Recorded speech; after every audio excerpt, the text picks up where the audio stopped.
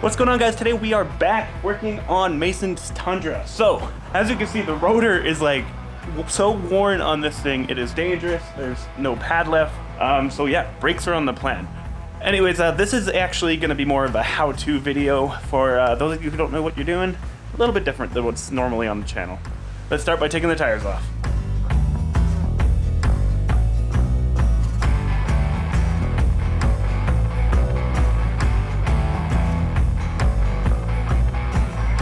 First up, we need to take this bolt off of the spindle holding the brake line to it.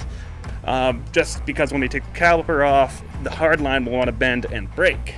This bolt is really rusty, really stripped, so alternatively, we've removed the brake line, or the actual hard line we were worrying about breaking in the first place, and in the process breaking it, so we're going to have to replace that. Also, next, to get the caliper off, you need to take this top bolt off, and there's another big bolt on the bottom.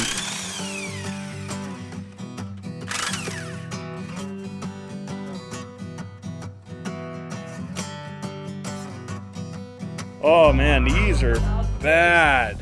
And the rotor's super easy. It should just pull right off too now that the caliper is off. So first thing that needs to come off is this pin here. So if you just use a flat blade, like Mason's doing. Okay, there's two pins here and here that hold the pads in place and also go through these clips. So you need to get something with a blunt end on the one side and hammer it through.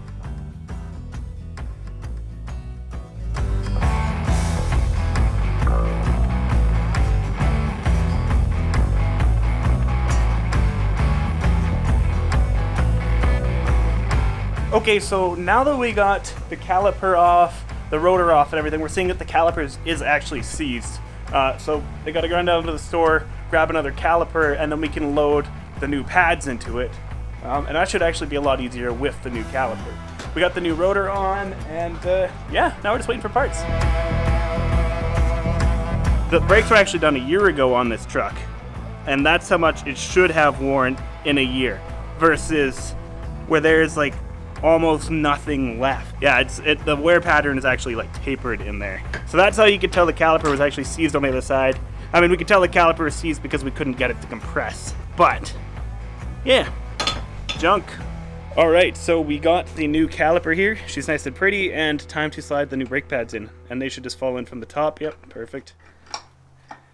So these clips sit in just like this, and as you can see, there's a little hole there that they actually go in, and then the rest sits on top.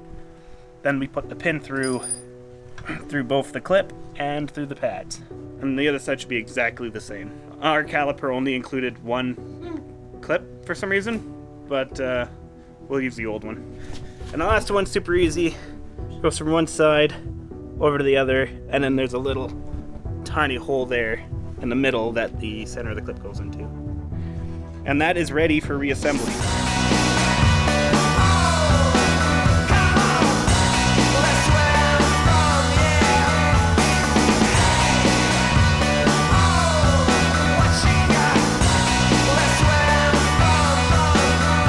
And reassembly is essentially the exact same thing, just in reverse. So, let's get to it.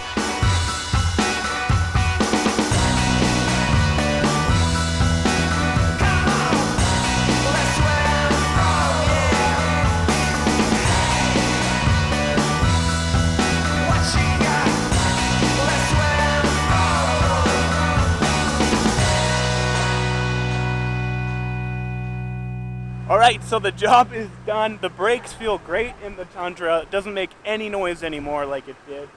And yeah.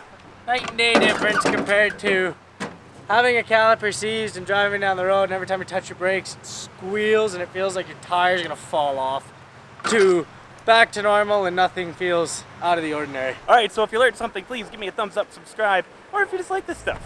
Anyways, I'll see you in the next one. Peace.